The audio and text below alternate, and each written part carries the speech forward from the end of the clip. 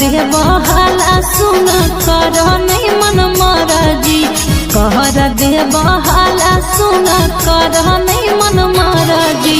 धीरे धीरे रंग डाल देवर जी लहंगा में है सरहदी धीरे धीरे रंग डाल देवर जी लहंगा में है सरहदी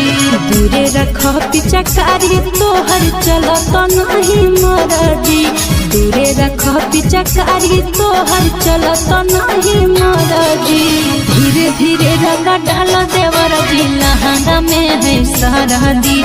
धीरे धीरे रंग डाल देवर जी लहंगा में है सरहदी धीरे धीरे रंग डाल देवर जी धीरे धीरे रंग डाल देवर जी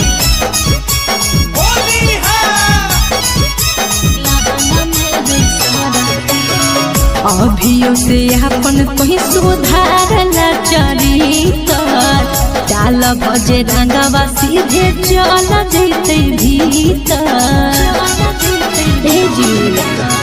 अभियो से अपन कोई सुधारल चरितर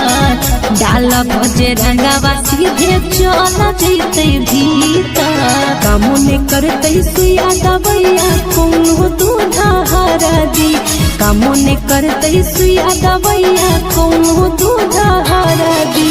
धीरे धीरे रंग डाल देवर जी लहंगा में है सरहदी धीरे धीरे रंग डाल देवर जी लहंगा में है सरहदी धीरे धीरे रंग डाल देवर जी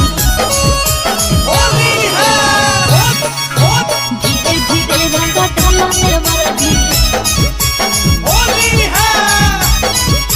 लहंगा में है सरहदी अभी हमार तोहर खेले और खाए के भागब की कह दिया भैया के बोलाई के हे हो अभी हमार तोहर खेले और खाए के भागब की कह दिया भैया के बोलाई के नहीं मन भक लगाई दा मिथिल से अबीर खाली खरदी नहीं मन भक लगाई दा बिकिस अबीर खाली खरदी